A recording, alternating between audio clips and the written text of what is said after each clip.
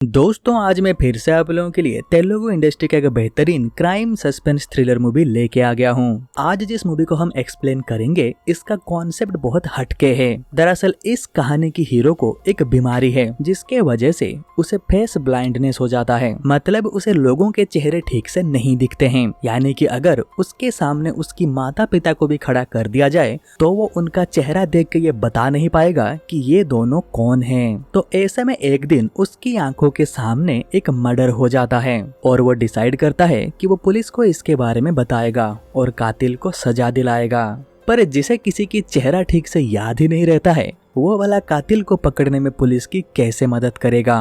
आप बस पेशेंस के साथ इस वीडियो को पूरा देखिए, आपको इस मूवी का क्लाइमेक्स जरूर पसंद आएगा। और हाँ, मैंने इंस्टाग्राम पे मेरा एक आईडी बनाया है, आप उसे फॉलो कर लीजिए और वहाँ पे आप मूवी का रिक्वेस्ट भी कर सकते हो। फिलहाल तो मैं वहाँ पे कोई भी वीडियो अपलोड नहीं किया हूँ, पर जल्द ही वहाँ पे भी अपलोड करना शुरू कर दूंगा, तो आप लोग याद से मुझे फॉलो कर लेना। तो चलो यार, बिना टाइम बर्बाद करते हुए साथ में मिलके इस मूवी को देखते हैं। मूवी की शुरुआत में हम सूर्या नाम का एक बंदे को देखते हैं जो कि गाड़ी में अपनी फैमिली के साथ कहीं पे जा रहा होता है। पर तभी अचानक से उसकी गाड़ी का एक्सीडेंट हो जाता है। इस एक्सीडेंट में सूर्या के माता पिता का डेथ हो जाता है और सूर्या को दो अजीब तरीके का बीमारी हो जाता है। दरअसल एक्सीडेंट के कारण सूर्या के सर पे चोट लगा था और इसी के वजह से उसे प्रोसोपेग्नोसिया और फोनोग्नोसिया नाम की ये दोनों बीमारी हो जाती है। प्रोसोपेग्नोसिया जिसको भी होता है वो लोगों के चेहरे को आइडेंटिफाई नहीं कर पाता है। आसान भाषा में बताएं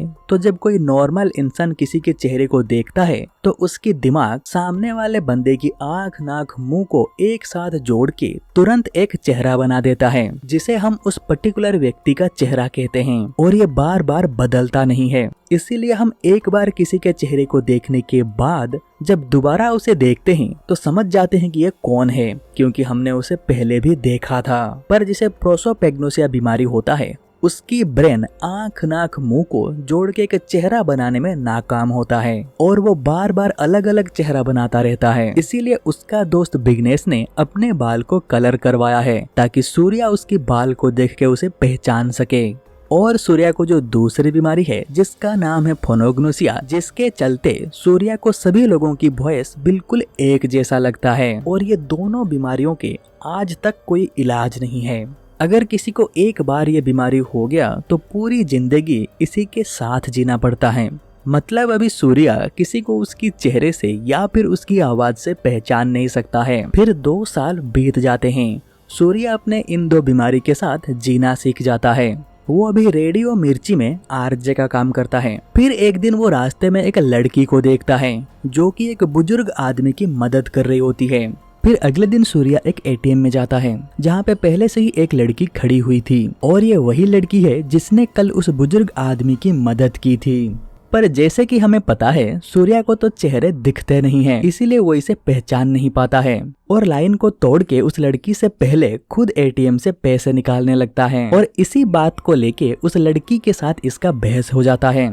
फिर हम देखते हैं उसी दिन शाम को वही लड़की सुनसान रास्ते में कहीं जा रही होती है। तभी कुछ बदमाश लड़के उसे तंग करने लगते हैं। तभी सूर्या वहाँ से गुजर रहा होता है और वो लड़की उससे लिफ्ट मांगती है और उसके साथ यहाँ से चली जाती है। फिर वो लड़की सूर्या को सॉरी कहती है, पर सूर्या को तो ये पता ही नहीं है कि ये वही लड़की है जिसके साथ आज एटीएम में बहस हुआ था। तो सूर्या कहता है, आप मुझे सॉरी क्यों कह रहे हो, मैंने तो बस आपको लिफ्ट दी है। फिर वो लड़की अपना इंट्रोडक्शन देती है और हमें पता चलता है कि उसका नाम आद्या है और ये मर्सिडीज कार शोरूम में जॉब करती है। फिर कुछ दिन बाद हम देखते हैं आद्या अपने दोस्त के साथ मार्केट में होती है। तभी एक चोर आता है और आद्या की सोने की चेन को खींच के भागने लगता है। पर तभी हम देखते हैं सूर्या भी उस चोर के पीछे भाग रहा होता है। ये देख के आद्या रिलैक्स्ड हो जाती है। वो सोचती है कि सूर्या उस चोर को पकड़ लेगा, पर ऐसा नहीं होता है। सूर्या दरअसल उस चोर के पीछे नहीं बल्कि बस के पीछे भाग रहा था। फिर वो बस में चढ़ जाता है और उस चोर को भी बस में चढ़ने में मदद करता है, क्योंकि उसे पता ही नहीं था कि ये चोर है। ये सब देख के आद्या शॉक हो जाती है। दरअसल वो समझ ही नहीं पाती है कि अभी यहाँ पे हुआ क्या। फिर आद्या अपने दोस्त को बताती है कि अरे ये सूर्या है जिसने मुझे लिफ्ट दिया था। तो आद्या की दोस्त कहती है इसका मतलब वो भी चोर है, दो लोग मिलके चोरी कर रहे हैं। पर आद्या कहती है अरे नहीं, वो तो रेडियो मिर्ची में आरजे का जॉब करता है, वो भला चोरी क्यों करेगा। फिर ये सीन यहीं पे कट हो जाता है। फिर उसी दिन शाम को बीच रास्ते में सूर्या की कार पंक्चर हो जाती है।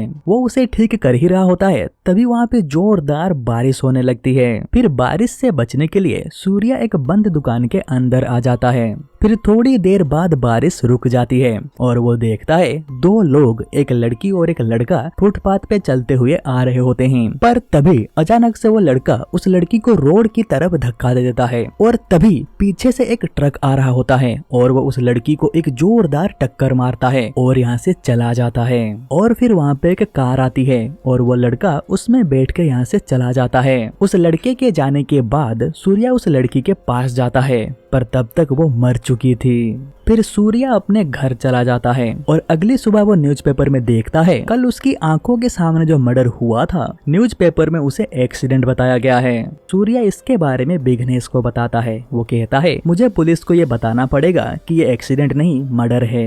फिर विघ्नेश कहता है भाई तू पुलिस को बताएगा क्या कि तूने उसे मर्डर करते हुए देखा है, पर तू ये बता नहीं सकता है कि वो दिखता कैसा है। फिर विघ्नेश कहता है तू एक काम कर, तू इन सब चक्कर में मत पड़, जितना हो सके इन सब से दूर रहे। पर सूर्या बहुत ही हेल्पिंग नेचर का बंदा होता है, तो अपनी आदत से मजबूर वो एक पीसीओ से पुलिस स्टेशन को कॉल करता है और बता देता है कल रात जो अमृता नाम के लड़की की एक्सीडेंट हुआ है वो एक्सीडेंट नहीं, वो मर्डर है। एक बंदे ने उसे ट्रक के सामने धक्का दे दिया था और ये सब मेरे आंखों के सामने हुआ है। आप अच्छे से तहकीकात कीजिए, सच्चाई आपके सामने आ ही जाएगा। फिर सूर्या कॉल कट कर देता है। फिर हम देखते हैं कांस्टेबल इस फोन कॉल के बारे में सब इंस्पेक्टर रामचंद्रन को बताता है। और दोस्तों ये रामचंद्रन वही बंदा है जो उस लड़की को ट्रक के सामने धक्का दिया था। तो ऐसा ही रामचंद्रन कांस्टेबल से पूरी बात सुनने के बाद अंदर से डर जाते हैं, क्योंकि उन्हें ये पता ही नहीं था कि इस मर्डर के बारे में किसी और को भी पता है। फिर एसआई सर तुरंत उस पीसीओ में जाते हैं जहां से सूर्या ने कॉल किया था, पर उस दुकान में कोई सीसीटीवी नहीं होता है। पर सामने एक दुकान में सीसीटीवी होता है और वो उस दुकान में जाते हैं और सीसीटीवी फुटेज को चेक करते हैं, पर वो सूर्या का चेहरा नहीं देख पाते हैं, क्योंकि उसी टाइम एक स्कूल बस आके वहीं पे खड़ा हो जाता है और उसके वजह से सीसीटीवी का व्यू ब्लॉक हो जाता है। पर उसकी कार का नंबर नोट कर लेते हैं। फिर अगले दिन हम देखते हैं सूर्या को पुलिस स्टेशन से कॉल आता है और उसे पुलिस स्टेशन बुलाया जाता है। फिर सूर्या डरते हुए पुलिस स्टेशन जाता है, पर यहाँ पे पता चलता है कि आद्या और उसकी दोस्त सूर्या के ऊपर चोरी का इल्जाम लगाया है। फिर सूर्या कहता है सर मैं रेडियो मिर्ची में आरजे हूँ, मैं भला चोरी क्यों करूँगा। दरअसल मुझे उस दिन ये पता ही नहीं था कि वो बंदा चोर है, मुझे लगा कोई आम बंदा है जिसका बस छूट रहा था, इसलिए मैंने उसकी तरफ हाथ बढ़ाया ताकि वो बस में चढ़ सके। तभी हम देखते हैं एक कांस्टेबल उसी चोर को पकड़ के ला रहा होता है। इस बार वो कहीं और चोरी कर रहा था पर पकड़ा गया। फिर पुलिस जब उस चोर से पूछती है तो वो बताता है कि सूर्या से उसका कोई भी लेना देना नहीं है। फिर पुलिस सूर्या को छोड़ देती है और आद्या भी सूर्या से माफी मांगती है और इसी तरीके से उन दोनों की दोस्ती हो जाती है और धीरे धीरे ये प्यार में बदल जाता है। पर आद्या को ये पता ही नहीं होता है कि सूर्या को ये अजीब सा बीमारी है। पर एक दिन आद्या को सच पता चल ही जाता है। वो पहले तो थोड़ा गुस्सा होती है, पर बाद में सूर्या को इसी तरीके से एक्सेप्ट कर लेती है और सूर्या को उसे पहचानने में तकलीफ ना हो, इसलिए वो भी अपनी बाल में कलर करवा लेती है ताकि सूर्या उन बालों को देख के ये समझ जाए कि ये आद्या है। फिर दूसरी तरफ हम एसआई को देखते हैं। वो गाड़ी नंबर से सूर्या का एड्रेस निकाल लेता है और वहाँ पे पहुँच जाता है, पर उस एड्रेस पे अभी कोई और रह रहा होता है जिसे सूर्या के बारे में कुछ भी पता नहीं होता है। पर एक बुढ़े अंकल से एसआई को पता चल जाता है कि सूर्या कुछ साल पहले यहाँ पे रहा करता था, पर अभी वो कहाँ है ये किसी को नहीं पता है। फिर एसआई सर निराश होकर यहाँ से चले जाते हैं। फिर हम देखते हैं एसीपी वैदेही मैडम अपने पति के साथ उस लड़की के घर जाते हैं जिसकी मर्डर एसआई ने किया है।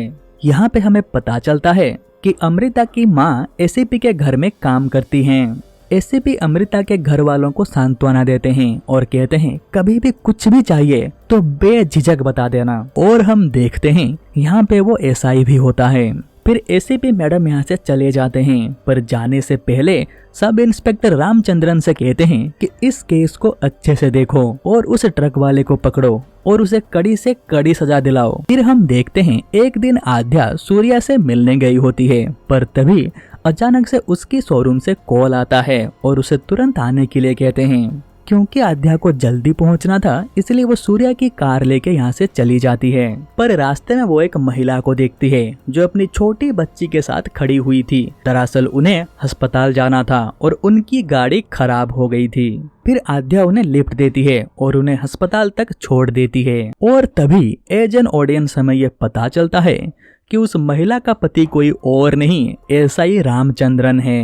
वो आध्या को लिफ्ट देने के लिए थैंक्स कहते हैं। फिर आध्या यहाँ से जाने लगती है, तभी एसआई सर की नजर उसकी कार के नंबर पे पड़ता है और उन्हें ये याद आ जाता है कि ये वही कार है जिसकी मालिक को वो ढूंढ रहे हैं। फिर वो उस कार के पीछे भागते हैं, पर तब तक आध्या उस कार को लेके यहाँ से चली गई होती है। फिर एसआई को याद आता है कि आध्या ने जो ड्रेस पहनी थी उसमें मर्सिडीज का लोगो बना हुआ था, मतलब वो जरूर मर्सिडीज कंपनी में जॉब करती है। फिर एसआई सर उसी दिन मर्सिडीज शोरूम में जाते हैं और उन्हें वहाँ पे आध्या मिल जाती है। वो उसके पास नहीं जाते हैं, वो दूर से ही उसके ऊपर नजर रखते हैं और हम देखते हैं सूर्या अपनी गाड़ी की चाबी लेने के लिए आता है और आध्या उसे गाड़ी की चाबी दे देती है। और ये सब कुछ एसआई दूर से देख रहे होते हैं, तो उन्हें अभी ये पता चल जाता है कि उन्हें कॉल करने वाला बंदा यही है। फिर वो उसका पीछा करते हैं और एक सुनसान जगह पे उसके ऊपर हमला करते हैं। फिर अगले दिन सूर्या साहस जुटा के पुलिस स्टेशन चला जाता है,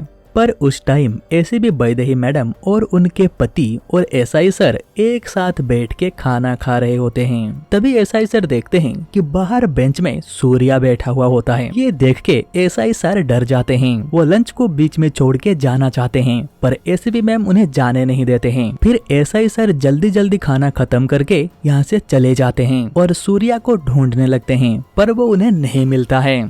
पर तभी हम सूर्या को देखते हैं। दरअसल वो वॉशरूम गया था। वो वॉशरूम से जैसे ही बाहर आया, कोइंसिडेंस से उसका मुलाकात एसीपी मैडम से हो जाता है। फिर एसीपी मैडम सूर्या को अंदर बुलाते हैं। सूर्या एसीपी मैडम को सबसे पहले अपने बीमारी के बारे में बताता है और सबूत की तौर पे मेडिकल रिपोर्ट भी दिखाता है। फिर वो बताता है कि अमृता का एक्सीडेंट नहीं बल्कि मर्डर हुआ है। मैंने स्टेशन में कॉल करके इसके बारे में बताया भी था, पर पुलिस ने कोई भी एक्शन नहीं लिया। उल्टा इसी मामले को लेके कल मुझ पे किसी ने हमला किया था। एसीपी मैडम सूर्या की बात को सुन के शॉक हो जाते हैं और वो कहते हैं आप टेंशन मत लीजिए, अब इस केस का अच्छे से इन्वेस्टिगेशन किया जाएगा और हम जल्द से जल्द उस खूनी को पकड़ लेंगे। फिर हम देखते हैं एसीपी मैडम एसआई के ऊपर गुस्सा होते हैं और कहते हैं मैंने तुम्हें सिर्फ एक काम दिया था और तुमने उसे भी ठीक से नहीं किया। फिर हम एक फ्लैशबैक देखते हैं। उस रात अमृता की मर्डर के बाद एसआई को लेने के लिए जो गाड़ी आई थी उसे कोई और नहीं एसीपी मैडम चला रही थी। मतलब इस खून का मास्टरमाइंड कोई और नहीं, एसीपी मैडम खुद हैं। फिर हम प्रेजेंट में देखते हैं एसीपी मैडम कहते हैं तुम कुछ भी करो पर इस सूर्या को रास्ते से हटा दो। तो एसआई सर कहते हैं मैडम उसके बीमारी के कारण उसे कभी भी ये पता नहीं चल पाएगा कि खूनी कौन है, तो फिर हम उसे अरेस्ट क्यों करें, उसे इग्नोर करते हैं। तो एसीपी मैडम कहते हैं नहीं, मैं पीछे कोई भी सबूत नहीं छोड़ना चाहती हूँ। फिर हम देखते हैं एक दिन सूर्या आध्या के साथ पार्क में होता है। तभी एक बंदा सूर्या से कहता है भाई वहाँ पे मेरा बैग पड़ा हुआ है, थोड़ा इधर दे दीजिएगा। फिर सूर्या वो बैग उस बंदे को दे देता है। फिर हम देखते हैं रात को पुलिस सूर्या को अरेस्ट कर लेती है। फिर एसीपी मैडम कहते हैं अमृता की वाटर बोतल में तुम्हारा फिंगरप्रिंट मिला है और हमारे पास एक सबूत भी है कि तुम्हें खून करते हुए एक बंदे ने देखा और तुमने उसका मुंह बंद करने के लिए उसे पैसे दिए। फिर हम देखते हैं पुलिस स्टेशन में वही बंदा आता है जिसे पार्क में सूर्या ने एक बैग दिया था। दरअसल उस बैग के अंदर पैसे थे और ये सीन सीसीटीवी में रिकॉर्ड हो गया है। देखने से ऐसा लग रहा है जैसे कि सूर्या उस बंदे को पैसे दे रहा हो। फिर हम देखते हैं एसीपी मैडम दो गुंडे को हायर करते हैं और कहते हैं कल जब सूर्या को सरकारी अस्पताल में चेकअप के लिए ले जाया जाएगा तुम उसे वहाँ पे जान से मार देना। फिर प्लान के मुताबिक एसआई सर सूर्या को अस्पताल लेके जाते हैं। फिर सूर्या वॉशरूम जाता है और उसके साथ जो कांस्टेबल होता है एसआई सर उसे किसी काम से बाहर भेज देते हैं और वॉशरूम के अंदर वो दो गुंडे पहले से ही होते हैं। फिर वो चाकू से सूर्या के ऊपर हमला करने लगते हैं। वो सूर्या को बस मारने ही वाले होते हैं, तभी वहाँ पे दूसरे किसी पुलिस स्टेशन का एक एसआई आ जाता है और वो इन लोगों के साथ फाइट करने लगता है, पर अंत में वो दो गुंडे उस एसआई को मार डालते हैं। पर किसी तरह से सूर्या यहाँ से निकलने में कामयाब हो जाता है। बाहर निकलने के बाद वो अपने दोस्त विघ्नेश को कॉल करता है, फिर वो तुरंत आके सूर्या को यहाँ से ले जाता है। फिर सूर्या विघ्नेश को पूरी कहानी बताता है। फिर ये सब सुनने के बाद विघ्नेश सूर्या के ऊपर गुस्सा होता है और कहता है, मैंने तुम्हें कहा था ना, इन सब से दूर रहा करो। फिर सूर्या आद्या को भी पूरी कहानी बता देता है। फिर ये तीनों मिलके अमृता के घर जाते हैं और वहाँ से उन्हें ये पता चलता है कि अमृता 3 महीने की प्रेग्नेंट थी, पर उसकी पति की मौत 3 साल पहले ही हो गया है। तो फिर ये बच्चा किसका था?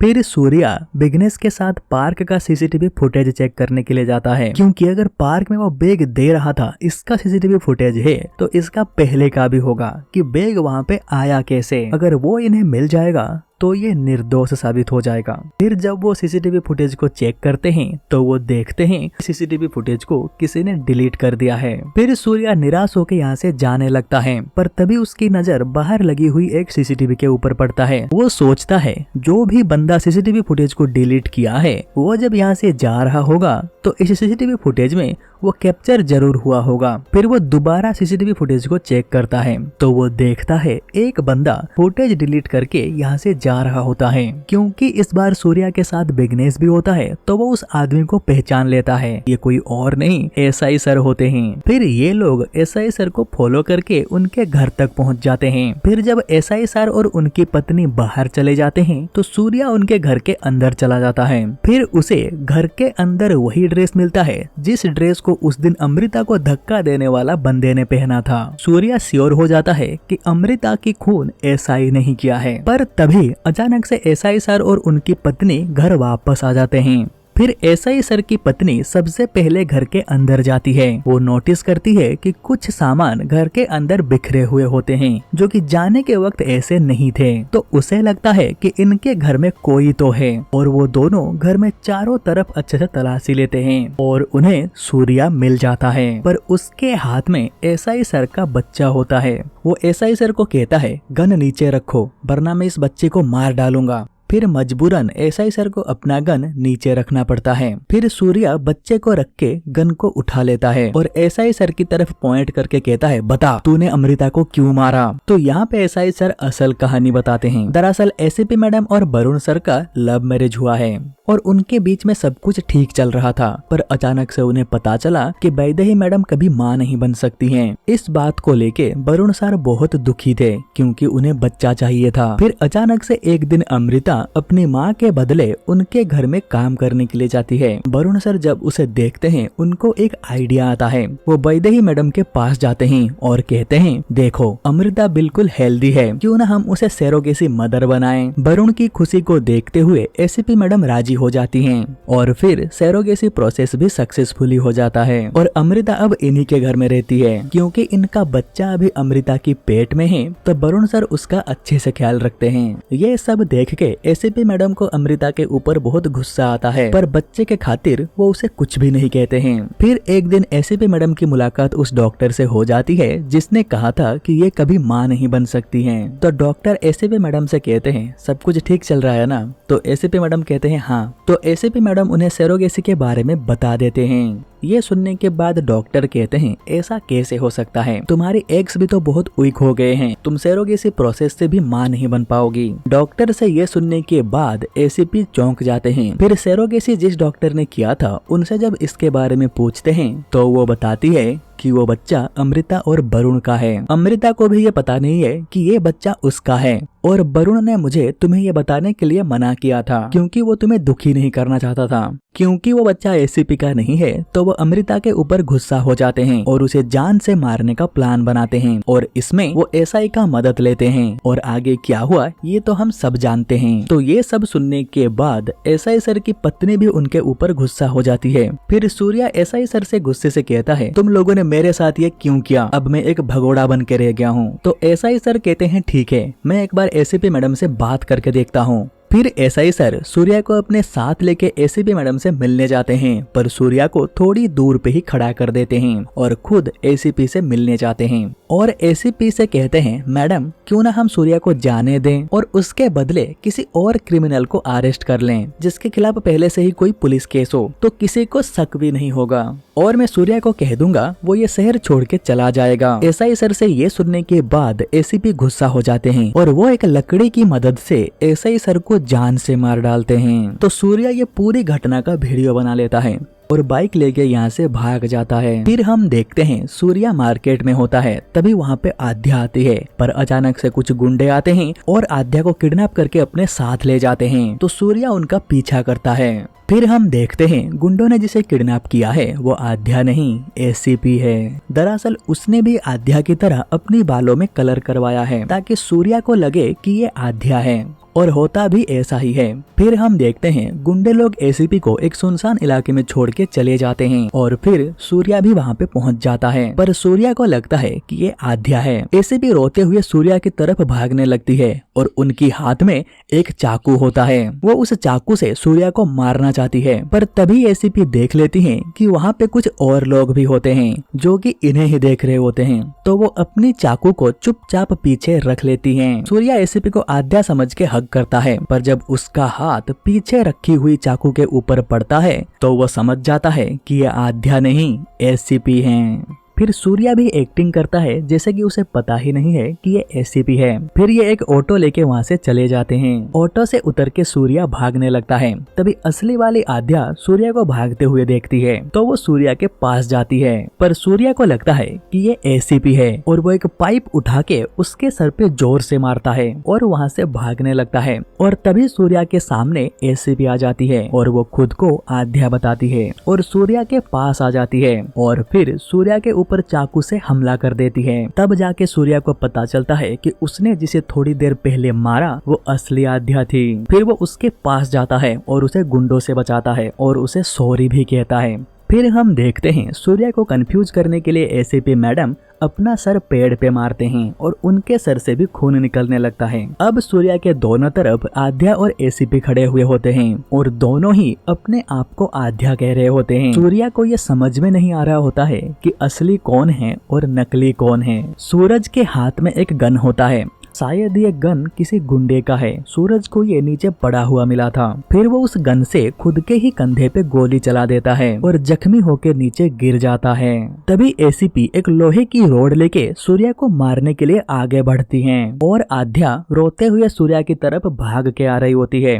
तो सूर्या समझ जाता है कि असली आध्या कौन है और वो एसीपी के ऊपर गोली चला देता है और एसीपी वहीं पे मर जाते हैं। और इसी के साथ ये मूवी यहीं पे खत्म हो जाता है। तो उम्मीद करता हूँ कि आपको ये वीडियो अच्छा लगा होगा। अगर आपको ये वीडियो अच्छा लगा है तो इस वीडियो को लाइक कर देना और हाँ, कमेंट करके भी बताना कि आपको ये वीडियो कैसा लगा। और अगर आप आगे भी ऐसी वीडियो और देखना चाहते हो तो हमारे इस चैनल को सब्सक्राइब कर दीजिए और सब्सक्राइब करने के बाद बेल आइकन को दबा के नोटिफिकेशन को ऑल पे रखिएगा, ताकि मैं नेक्स्ट जब भी वीडियो अपलोड करूंगा आपके पास उसका नोटिफिकेशन आ जाएगा और आप मेरा एक भी वीडियो मिस नहीं करोगे। तो चलो यार, आज के इस वीडियो में बस इतना ही। फिर मिलते हैं कोई दूसरे वीडियो में, तब तक के लिए बाय बाय।